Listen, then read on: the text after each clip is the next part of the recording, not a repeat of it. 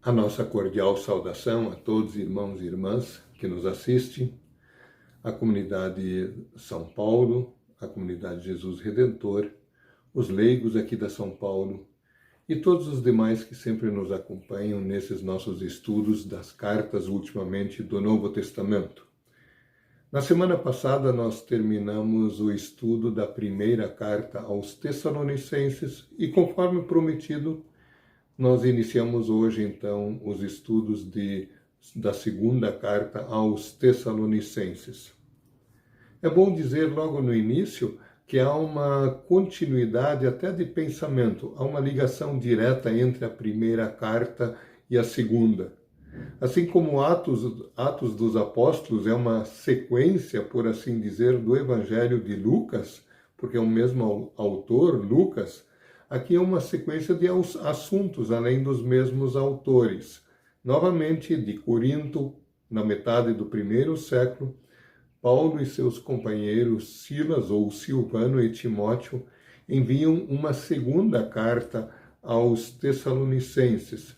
Na primeira carta, eles haviam elogiado bastante essa igreja por sua fé e amor e acrescentado alguns ensinamentos a respeito da segunda vinda de Cristo, que convém estar preparado para ela, que há muito ensino errado a esse respeito.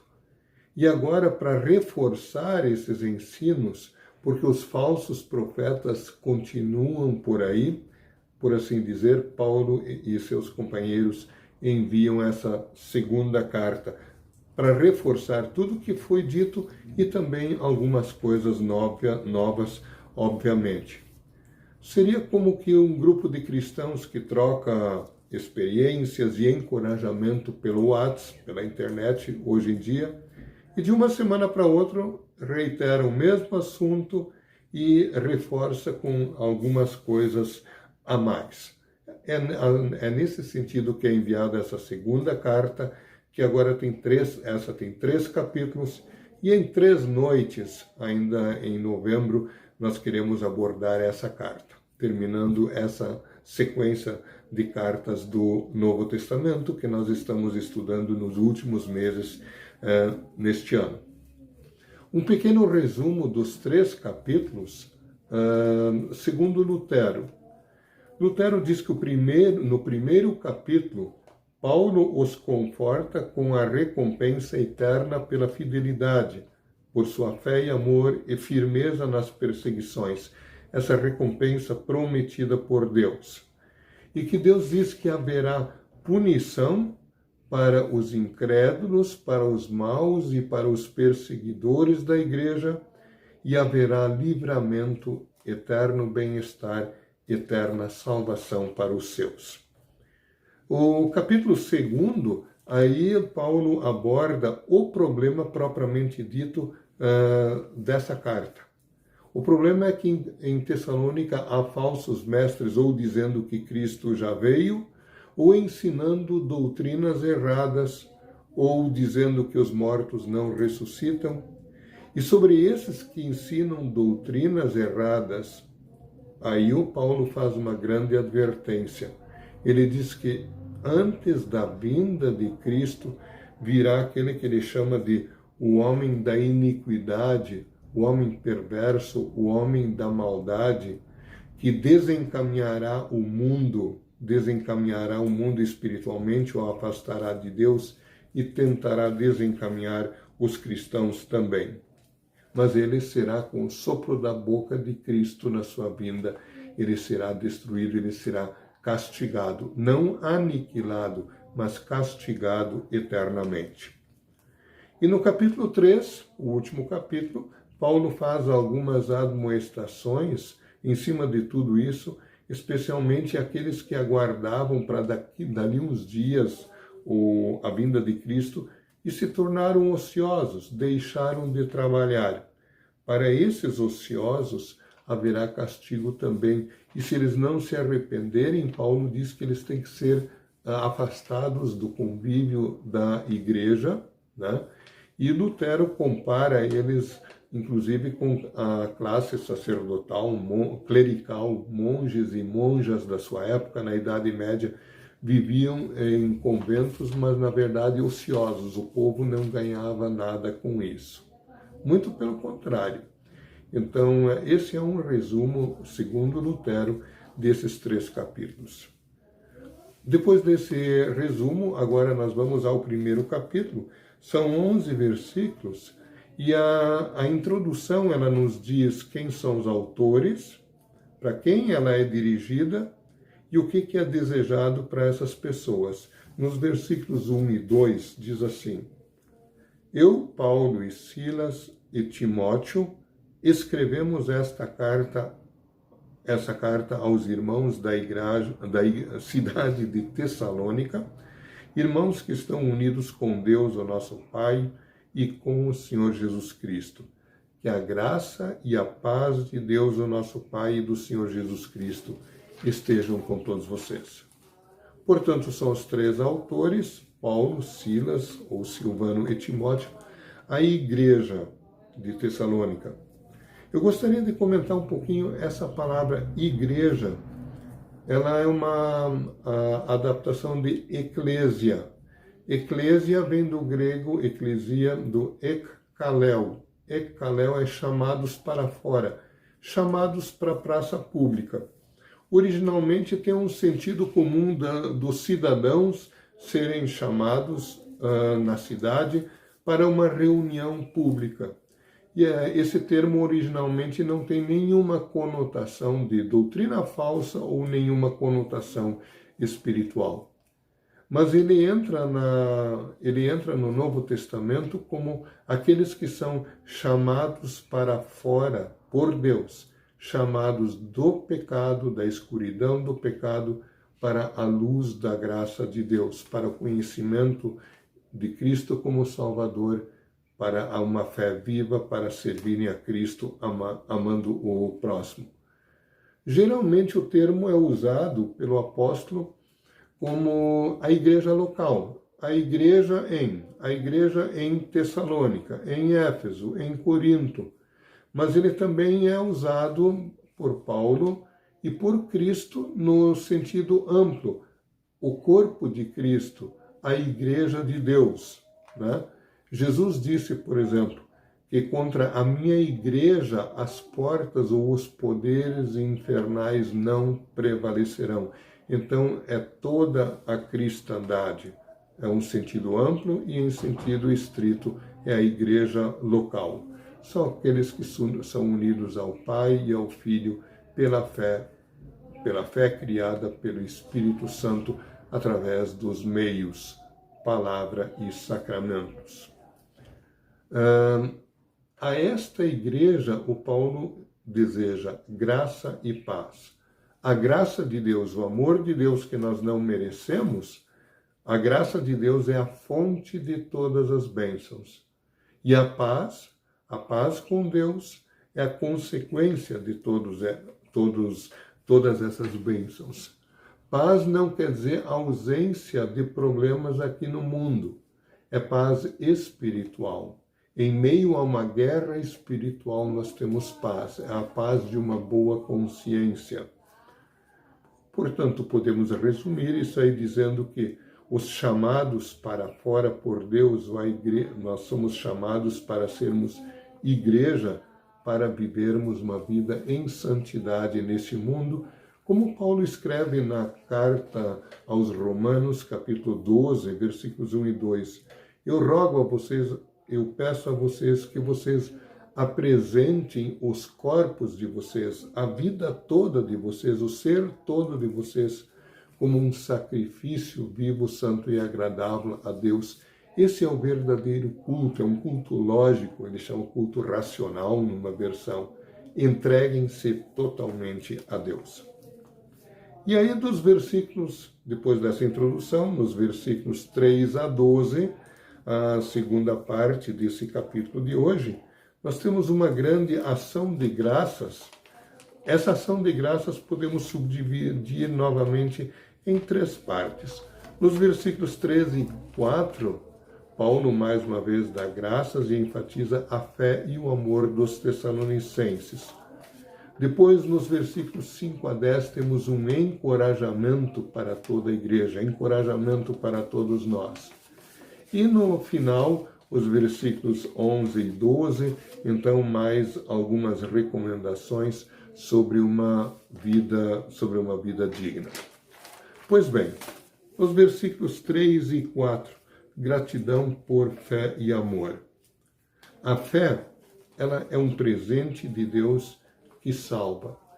Efésios 2:8 diz, porque pela graça sois salvos mediante a fé, por obra de Deus, unicamente por obra de Deus Espírito Santo. E pela graça sois salvos mediante a fé. Mas a fé não existe sem o amor.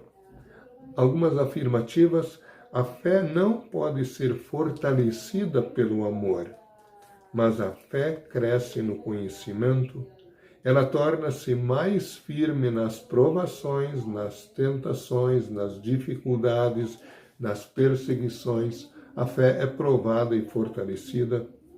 Ela produz genuíno amor ao próximo. Jesus diz, pelos seus frutos os conhecereis, toda árvore boa produz bons frutos. E à medida que a fé cresce, obviamente, o amor ao próximo aumenta. Se há pouco amor, obviamente, há pouca fé. É problema de fraqueza de fé. Então, a fé tem que ser alimentada e encorajada a vivenciar o genuíno amor. No versículo 4, Paulo diz que ele tem orgulho deles, pois eles demonstram a sua fé em muito amor ao próximo, em meio às perseguições. Era uma igreja que também foi perseguida e eles demonstravam essa fé em amor. Notem o seguinte, uma afirmativa muito importante. Nós não procuramos a perseguição, mas ela é sinal de que nós estamos no caminho certo. Nós não procuramos a provação, as dificuldades, mas Deus permite que aconteçam e isso é uma das provas de que estamos no caminho certo. E se nós estamos no caminho certo da fé vivenciada em amor, isso incomoda os poderes do maligno, ao diabo e seus anjos, ao mundo, e eles passam a perseguir os cristãos. Mas no sofrimento também nós somos unidos intensamente com Cristo, pois Ele é o servo sofredor. E Ele nos diz que se fizeram tudo isso com Ele, mas imaginem o que eles farão conosco. Jesus nos diz isso claramente. Né? A aprovação, ela glorifica a Deus, aumenta a fé, ela nos torna humildes, ela nos ensina a amarmos mais a Deus e não procurarmos os benefícios da prosperidade. Nós amamos a Deus por ser Deus e não porque Ele pode nos ajudar em coisas que nós egoisticamente gostaríamos de ter. Amamos a Deus simplesmente porque Ele é Deus e porque em Cristo Ele nos amou primeiro. Lutero diz que nós, mesmo no sofrimento, nós somos pequenos cristos imitadores de Cristo para o nosso irmão. Nos versículos 5 a 10, nós temos um encorajamento aos desencorajados. Né? Ele diz que vocês se tornarão, a versão que nós usamos da Bíblia, a linguagem de hoje, diz, e assim vocês se tornarão merecedores dos privilégios eternos. Esse termo aqui tem que ser entendido.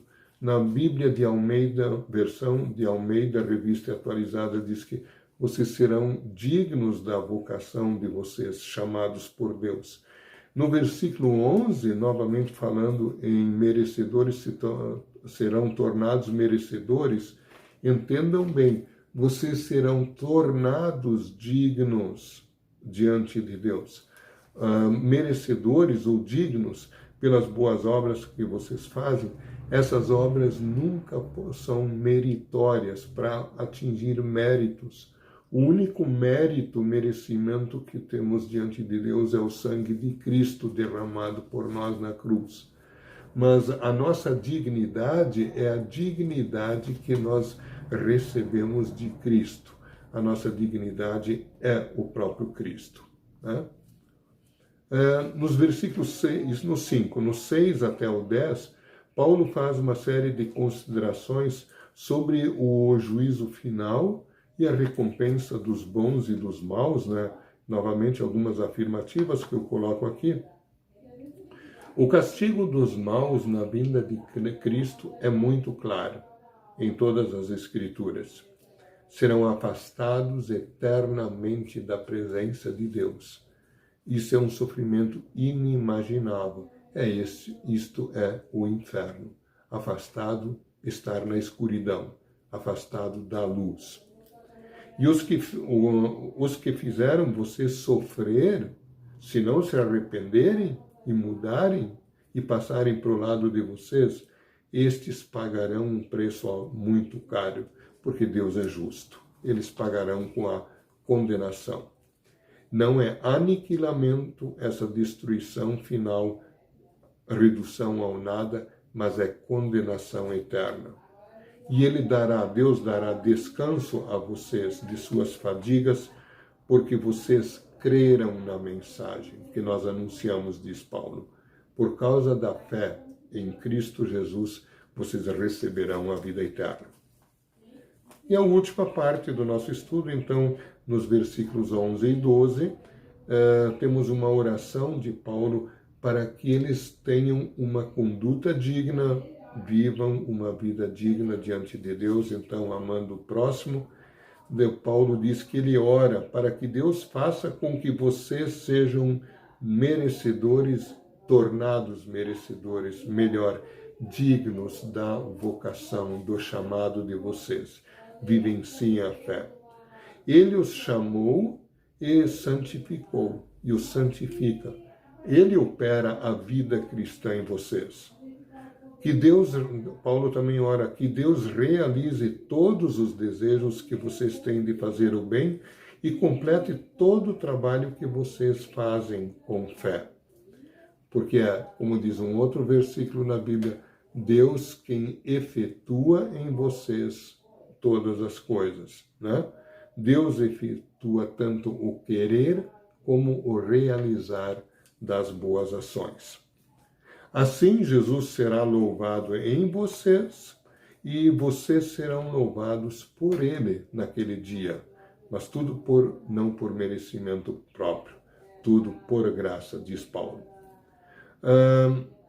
Assim como a justificação, ser declarado justo por Deus em Cristo, é seguido e não separado da santificação, da vida cristã diária, assim a fé que salva não é separada, mas é distinguida do amor ao próximo.